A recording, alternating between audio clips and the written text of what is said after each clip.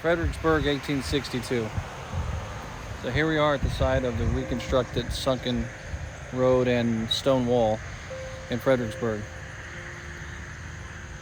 In November of 1862, McClellan's been relieved of command, and a new commander has to be put in place, and it happens to be Ambrose Burnside. Everybody's pretty much surprised about the choice, including Burnside himself, who said he is not suited to do the job. By November 10th, Burnside has already put his plan in place on exactly what he's going to do. And he's going to have his men put across the river over here, ready to fight, but he's going to be delayed by one thing after another. And then eventually the most lopsided loss in American history for the United States Army is going to take place right here at Fredericksburg, Virginia.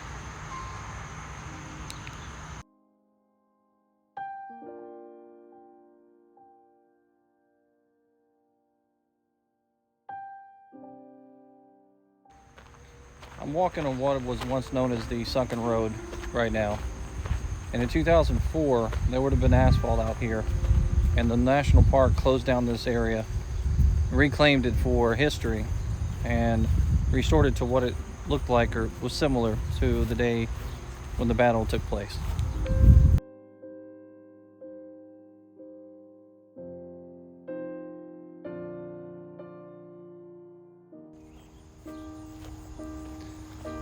In December of 1862, General Lee wasn't quite prepared to fight here. He had fortifications around the area, and he had troops within the area. But the delay across the river with General Burnside gave the indication that the force was coming in this direction. So on the road that I'm standing right now, the Georgians and the North Carolinians would have been placed here, and they were stacked up 5 and 6 soldiers deep. The reason for this was as the soldiers were coming across and making a front here at the stone wall and the sunken road, the Confederate soldiers would hand their rifles back and they would reload and then pass them to the front, firing in rapid succession. And it kept the fire up so thick that it was almost impossible to reach this location. And as a matter of fact, not a single soldier from the north got to this location at the wall. And behind me here is the hill that would become known as Marye's Heights. The name came from John Marye, one of the landowners up here, and Brompton is one of the original houses that's up on the hill here as well.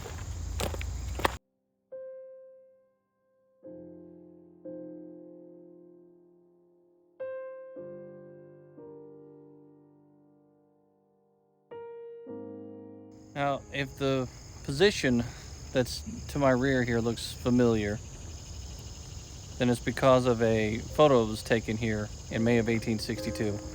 And there's a sign just behind me that details the photograph. During the Battle of Chancellorsville, there was fighting that took place here. And the photograph of the Confederate dead in the sunken road was taken from roughly this location. And you can see the rebuilt stone wall here. And I'll pop up a picture within the video to kind of contrast the location as it was taken historically.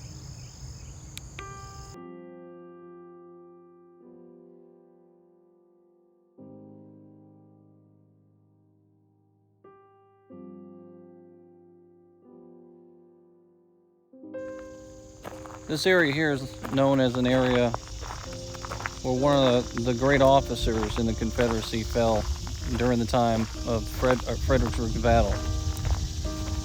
General Thomas Cobb from Georgia was here, and right over my position right here, where that stone is roughly about the position where he actually was mortally wounded. At the time, he was considered widely by many officers in the Confederate Army as one of the best officers that they had, and he would be one of the many Confederate soldiers that would die here at the Battle of Fredericksburg at the stone wall. We're going to try to test out this new microphone I have here because the wind's kicking up. So, in the foundation behind me here, let's see if we can see it. Right on the ground here at Fredericksburg, a man by the name of Edward Stevens and his wife Martha lived here in this small house. And it was said that the cannonball that came and killed Thomas Cobb actually passed through the structure that was here, their house. And the entire time throughout the battle, Miss Martha actually lived and stayed inside the house, unlike most of the residents of Fredericksburg. She drew water from her well. She used strips of cloth from her own dress to bind wounds and try to help soldiers that were dying and bleeding out here on her property. It's one tough old lady. So apparently she lived here until 1888, and she is buried in the family plot, which unfortunately isn't really marked, but it's around here somewhere in this general vicinity. And directly behind me here is the Immerse house. The owner, first name Marye, she owned this house, and after the battle was over with, there were so many bullet scars in the house that she ended up replacing some of the clapboards on the outside. But a lot of the interior still remains the same, with the wounds of battles on the inside, with bullet holes through the house. It was said by Lafayette McLaws that you couldn't place a single hand on the structure without touching some bullet hole or fragment or place where battle had touched the house itself. It's pretty amazing that someone would have the, I guess, the wherewithal to preserve that by not replacing the wood inside the house. It's pretty neat to see, though. We'll try to get in there if we can today and see if maybe we can get a video of that. It's another view of the Immerse house here at Marye's Heights, just in front of the sunken road and the stone wall. If you were on the other side of this position here, you were probably dealing with sharpshooters, and Union soldiers would not have gotten this close to this house. Now, the National Park sign just behind me here depicts what this area would have looked like during the time of battle. And it points out many of the key features on the battlefield at that time. Right now, you can barely see a quarter mile in front of you because of the structures that were built, the roads, and everything is put in place here because of time. But right behind me is the Immerse house. Stevens' house would have been over here, which can't be seen today because it's no longer there. And then the Marye's house, or Brompton, is right up here on the hill. It's a massive place, and it still stands there today, and it is private property, so no scaling the fences. Now that we've looked at the Immerse house, we're going to walk over and talk a little story about John Kirkland. Kirkland was a 19-year-old man at the time of the battle, and he was a Southerner, and he was in the Confederate forces. But something prompted him, probably his humanity, to cross over the lines at night and reach out to the Union soldiers that were on the other side that were screaming for water, for home, for many different things. His humanity brought him across that fence regardless of what the risk was to his life, and he would become known as the Angel of Marye's Heights. The story itself seems like it's something out of fiction, out of the movies, but it's not. It's a true story. And how do we know this? There's several accounts on both sides, many people talking about this young man going from soldier to soldier, bringing canteens. And the same man that made the monument to him, that was commissioned to do this, is the same man that also did the monument for one of the World War II monuments in Washington, D.C.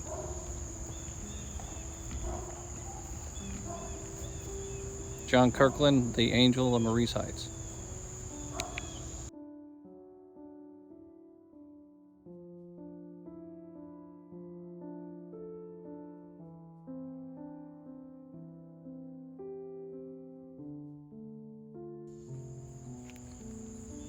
Just over my shoulder here is a house known by the name of Brompton.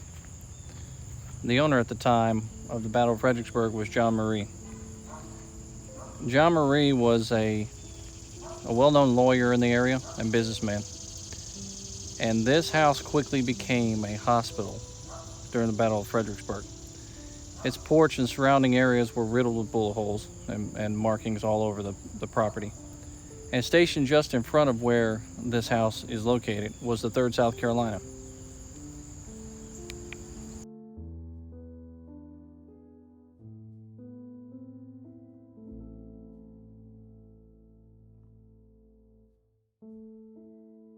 And just over my shoulder here is a piece of battlefield preservation that happened long before the term battlefield preservation was a thing, really. The Ebert family operated a local store out of their house. And their house is no longer here, but the stone wall, or the portion of the stone wall that existed during the battle, was actually adjacent to their house. And they ended up preserving that portion of the stone wall. And it becomes kind of the guideline for what the stone wall should look like in the preservation experiences of today. The stone wall directly behind me that runs all the way up the sunken road is based on pictures and this portion of the stone wall that the Eberts actually saved from being removed. Now, if you're on this road during the direct frontal assault of Fredericksburg in December of 1862, you're seeing wave after wave of soldiers approach from the river.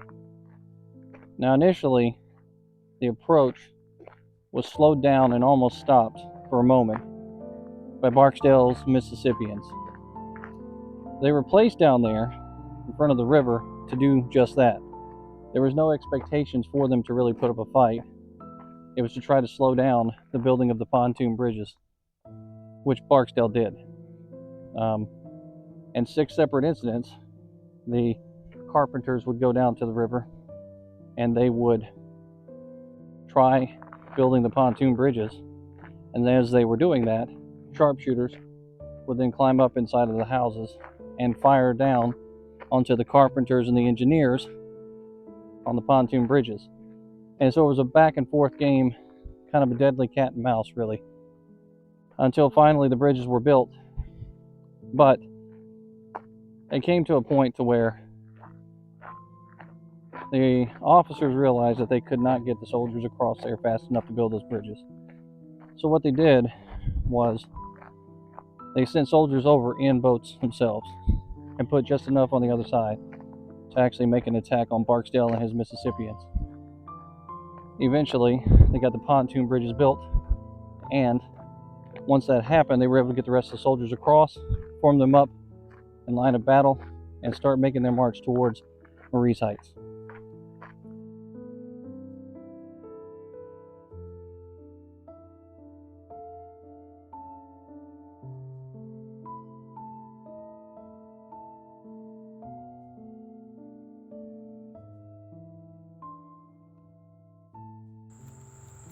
Just over my shoulder here is Chatham Manor, and during the time of the Battle of Fredericksburg in 1862, this place started out as a headquarters for the general officers that were in charge, and eventually became a major field hospital where names such as Walt Whitman and Clara Barton took place in helping the efforts here. And by helping the efforts, I mean helping the soldiers. There were many wounded soldiers brought to this house, and some estimates of upwards of 130 soldiers are actually buried on the property.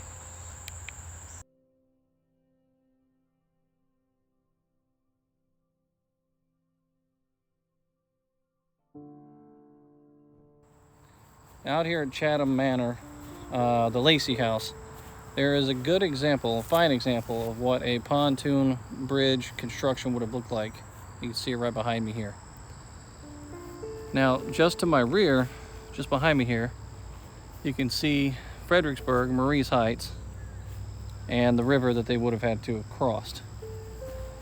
Now imagine you're a carpenter or you're an engineer and you're in the United States Army at that time.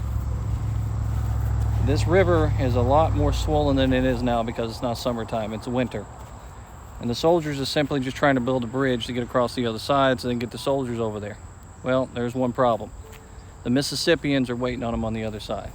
They're up inside those houses and they are essentially ready for them and have sharpshooters ready to shoot.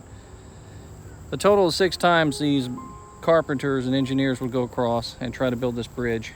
Sharpshooters would pick them off and kill them, and then they would come back to the other side. Eventually, Burnside would decide that he actually needs to send soldiers over in boats.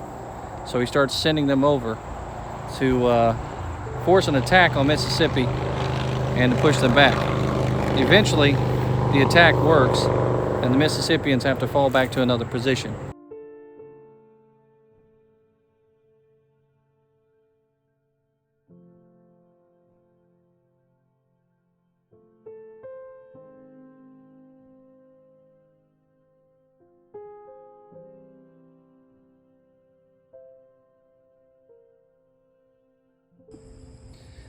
Out in the position directly behind me is where one of the pontoon crossings would have been during the Battle of Fredericksburg.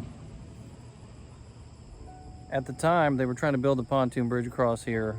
Confederates were up in the houses and they were shooting down. Sharpshooters and cannons were shooting down this direction too, trying to destroy the bridges and kill the people that were trying to build those bridges. The 7th Michigan, however, decided that they were going to make the way across over here and start fighting the Mississippians out of this location. And so they boarded pontoon boats and they made their way across and they came up on shore just on this side. And there is a rock with a monument on the face of it to dedicate that position where the 7th Michigan came aboard.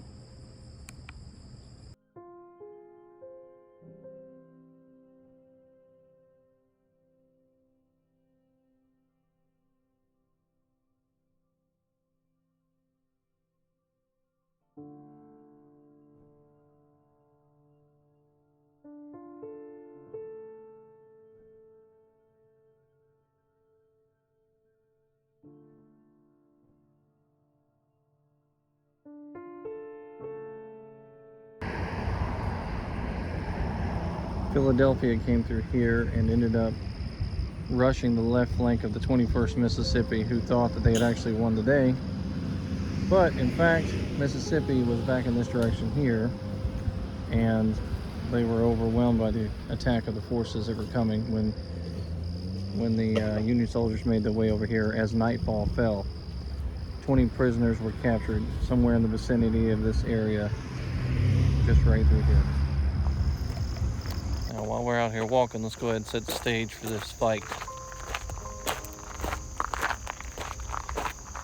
As I spoke earlier in some of the videos, here at the Sunken Road,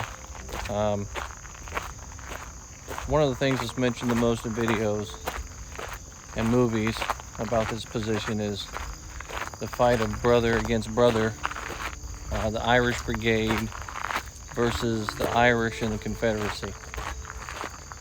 And that definitely did happen here. To set the stage for the battle and the way this took place, though, is when Burnside came out here, he had just taken over command. He's delayed big time. The Army just lost a commander that many of them, regardless of the wins or losses, saw him in a very positive light. McClellan was a very positive attribute for the Army. He made them feel good about themselves. He built them up. And so, when he left November 10th and was relieved of command, a lot of men in the Army were not receptive to that loss. And so here we have Burnside's taking over an army that really doesn't want him commanding it, and he himself really doesn't want to command the army. But he said that he would do the best that he could given the situation that he had. And that's exactly what he did out here. The best that he could given the situation that he had. It's the middle of winter. Politics is playing a big part in this. The midterm elections were, just like in today's society, a big deal. President Abraham Lincoln's putting a lot of pressure on Burnside. And he didn't want to be seen as the cautious type, or the type that was going to just stop or pause and go into winter quarters. And White House is basically demanding that they fight, and they fight now. So Burnside does exactly that.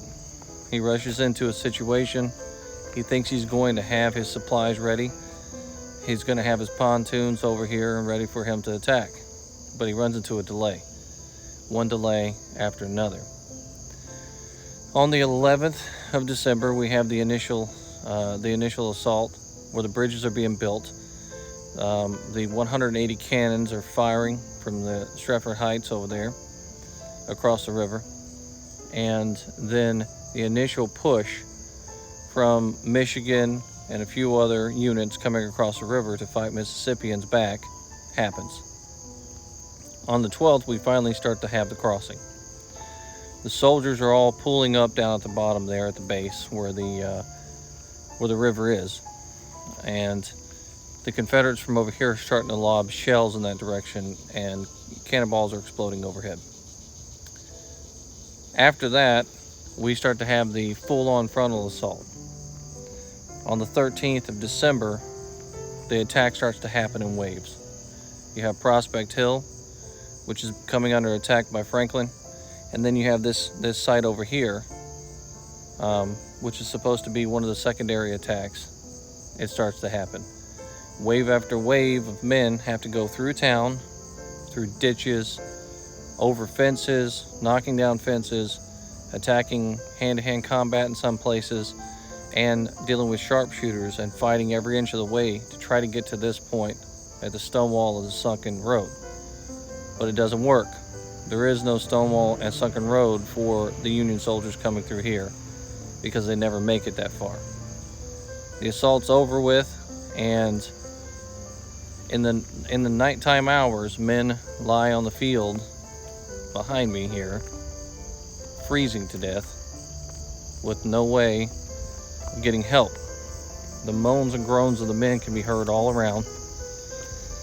And the famous 20th Maine is in a low depression, laying in the field, freezing. Joshua Lawrence Chamberlain himself speaks of an aurora borealis that happens that night. It's very rare for something like that to happen this far south, but it happened that night. Many of the soldiers saw it as some sort of a divine sign, whether it was victory was supposed to happen for the South, or the North will get its vengeance. It's one thing or the other. But it capped off a terrible fight here at Fredericksburg.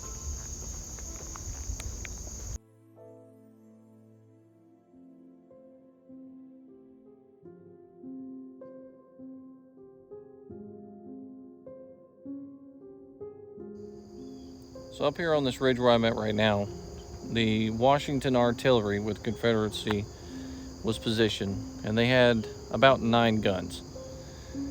Nowhere during the Civil War was it more apparent what artillery could do than right here at Fredericksburg during this battle. The 9 guns were placed here because of how the land is shaped. So it's kind of hard to tell, but if you look behind me here, how it dips down, you can see the sunken road down below me there. And then the land jets out here. And then I'll flip around so that you can kind of see in the opposite direction how the land dips down there. But then it kind of horseshoes back in the other direction. They placed their guns up on this ridge here because it had a commanding view of the town below, as you can see right behind me there. So artillery pieces are up here. Union soldiers are coming across the fields in front, and they are basically just raking their lines as they walk across this field. And it is a slow walk. It's as if men are going headlong into a hailstorm. They are bending low, and they are kind of wincing as they go towards the fire, as if they're going to be hit by hail. But a lot of men died that day. and they died because of artillery. And it was placed up here on this ridge in December of 1862 for a reason.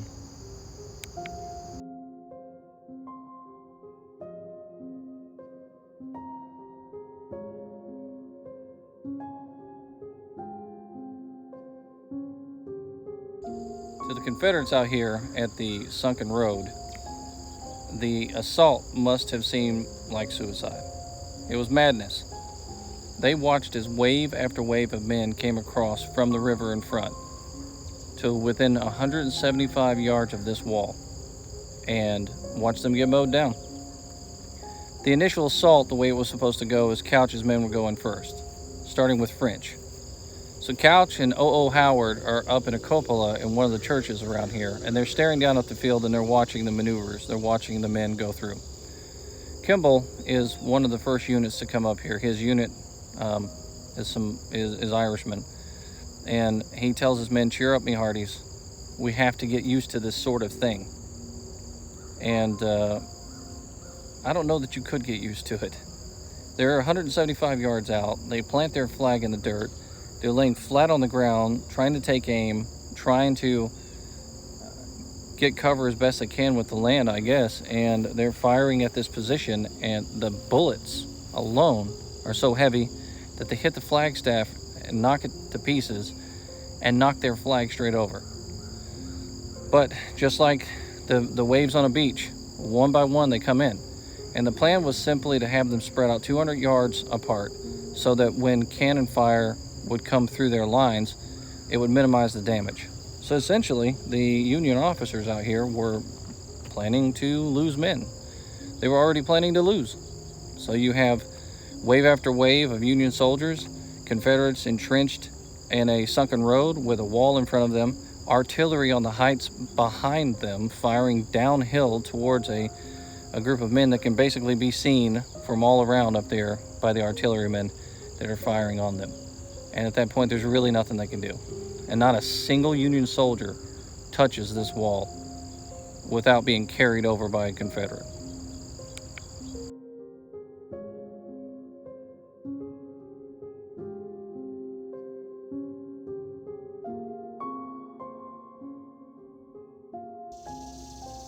I'm here at the Visitor Center at Fredericksburg, and I'm going to go inside and check it out.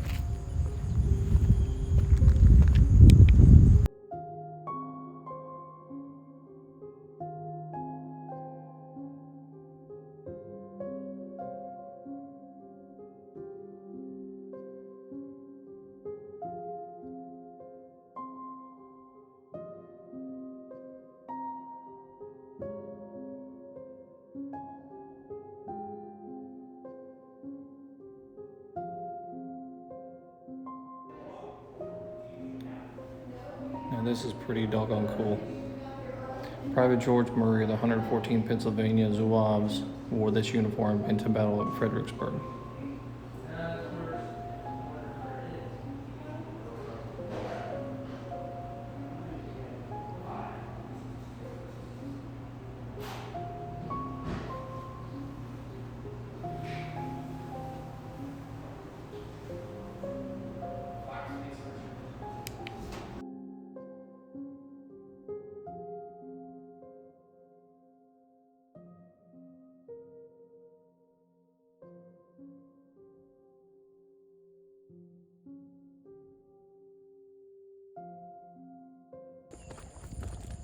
Well, I can't tell you how awesome it's been to be out here at Fredericksburg the last couple of days, checking out the sites and making some videos.